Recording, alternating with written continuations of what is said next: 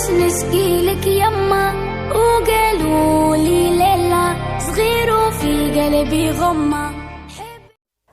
السلام عليكم ورحمة الله وبركاته. داوضها يغا قيمها لو كسو دوو كانالك قصة برودكشن.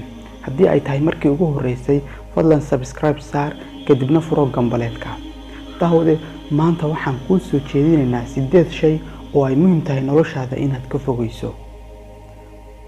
qodobka koobaad hadal bin raali gelinta bulshada iyo dadka kugu xeeran waayo nabigeena Maxamed nabadgeli iyo naxariis korkiisa ha haatee waxa uu watay kitaabka iyo diinta caalamka ugu saxsan haddana waxa ay ku tilmaamayeen qof waalan.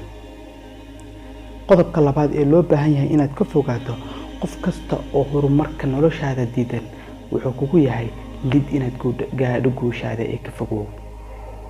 qodobka saddexaad jooji maanta inaad ka walwasho noloshaada mustaqbalka iyo halka ay ku dambeynayso waayo Allah ayaa gacanta ku haya adiguna dadaal.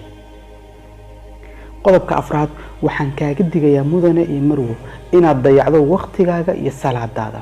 dayaca waqtiga iyo salaada waxa ka dhalanaysa fashilka nolosha. numberka 5 qodobka 5 bedel ku samee dhaqamada dib u dhigaya guusha inaad gaadho ama dib noloshaada u dhigaya. qodobka 6 calaacalka iyo dhaliishu waxa ay qayb ka yihiin dib u dhaca guusha inaad xaqiijiso oo nolosha aad ku fashilanto.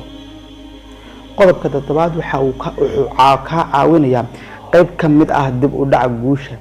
qodobkan 7 wuxuu ku dhahayaa habbarin naftaada inaad dib wax u dhigato ee maanta qabo waad awoodaay. qodobka 8 ka fogow saameynta uu yeelanayo saaxiibkaaga xun. ugu dambeyn waxa aan ku gabagabeynayaa noqo saameeye balse ha noqon la saameeye. mahadsanid daawade.